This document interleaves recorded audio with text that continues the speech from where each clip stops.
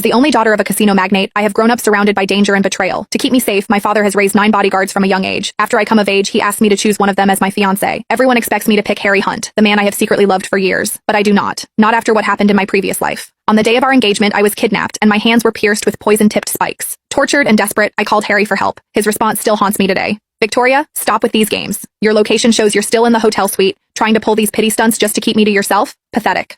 With another woman laughing in the background, I closed my eyes and gave up. As the iron cage sank beneath the waves and the sea filled my lungs, my life ended. Then, I open my eyes and find myself back on the day my father asked me to make a choice. This time, Harry's name is the first I cross off the list. But why is he crying and begging me to marry him at my engagement banquet with Jeffrey Reed? When I saw the familiar list of names, I suddenly came to my senses.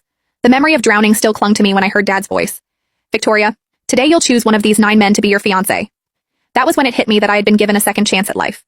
Looking at the list, I crossed out Harry Hunt's name without hesitation. Dad stared at me in shock. Are you sure? You've been following Harry around since you were a child. Why strike his name off? Hold up. I'll have them prepare a new list. No, Dad. I cut him off, shaking my head firmly. It wasn't a mistake. I'm not choosing Harry. I'm choosing Jeffrey.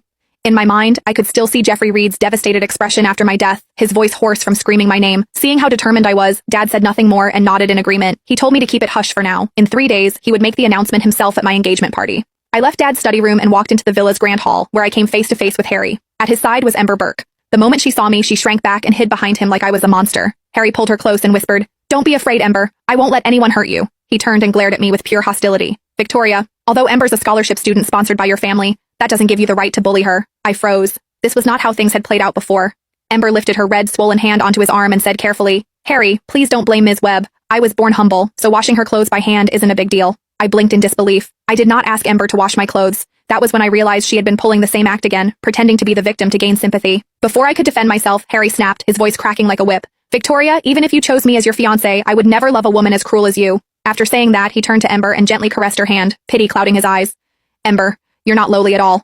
You're worth more than people with hearts full of malice." He cast me a look of cold disdain. And just like that, the sharp ache returned. In this life, just as in the last, Harry never believed me. Just then, a stranger suddenly lunged at me with a knife. I screamed and stumbled back in terror. Harry reacted instantly. Drawing on years of muscle memory, he sprinted forward and positioned himself in front of me. He kicked the knife out of the attacker's hand before subduing him. Before I could catch my breath, Ember shrieked and collapsed, writhing in pain. Another stranger, wielding a knife, had slashed her leg. Harry hesitated for a split second before abandoning me. He rushed to her side and shielded her protectively. My heart grew colder with each passing moment as I watched the scene unfold before me. Seeing that no one was guarding me, the other attacker picked up his knife and charged forward. Just as the blade was about to pierce my chest, someone appeared out of nowhere and kicked the man to the ground. I opened my eyes and saw it was Jeffrey.